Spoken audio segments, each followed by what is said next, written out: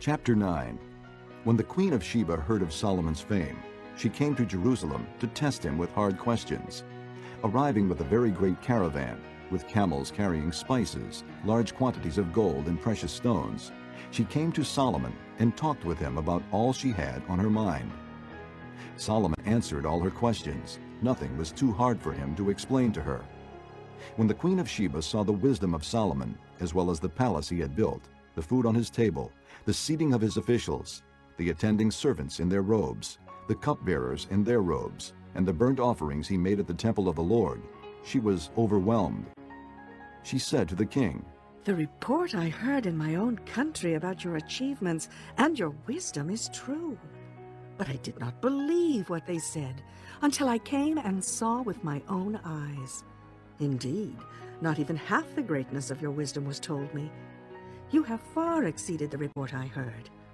How happy your men must be! How happy your officials, who continually stand before you and hear your wisdom!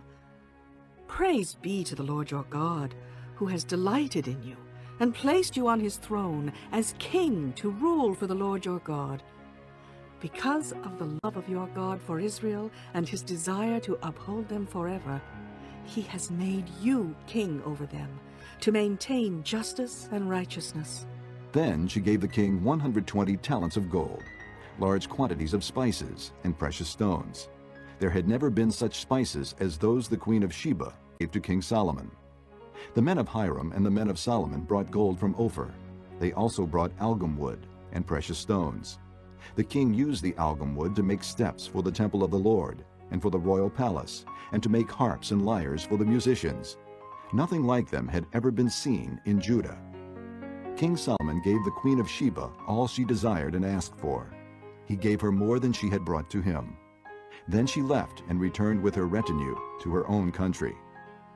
The weight of the gold that Solomon received yearly was 666 talents, not including the revenues brought in by merchants and traders. Also all the kings of Arabia and the governors of the land brought gold and silver to Solomon. King Solomon made 200 large shields of hammered gold. 600 bekas of hammered gold went into each shield. He also made 300 small shields of hammered gold, with 300 bekas of gold in each shield.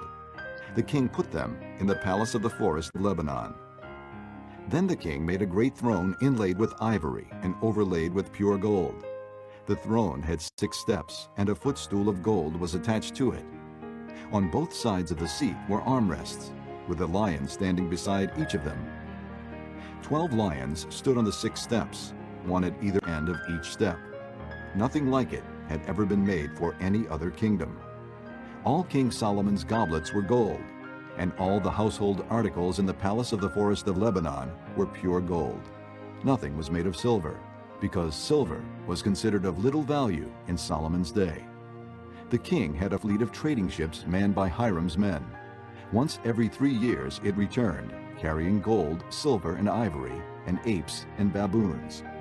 King Solomon was greater in riches and wisdom than all the other kings of the earth.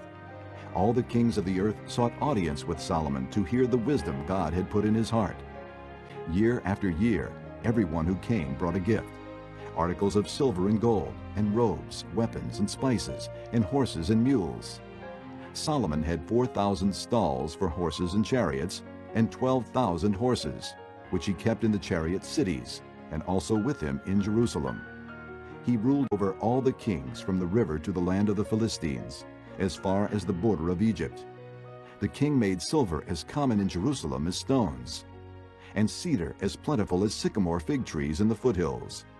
Solomon's horses were imported from Egypt and from all other countries. As for the other events of Solomon's reign, from beginning to end, are they not written in the records of Nathan the prophet, in the prophecy of Ahijah the Shilonite, and in the visions of Iddo the seer concerning Jeroboam son of Nebat? Solomon reigned in Jerusalem over all Israel 40 years. Then he rested with his fathers, and was buried in the city of David his father. And Rehoboam his son succeeded him as king.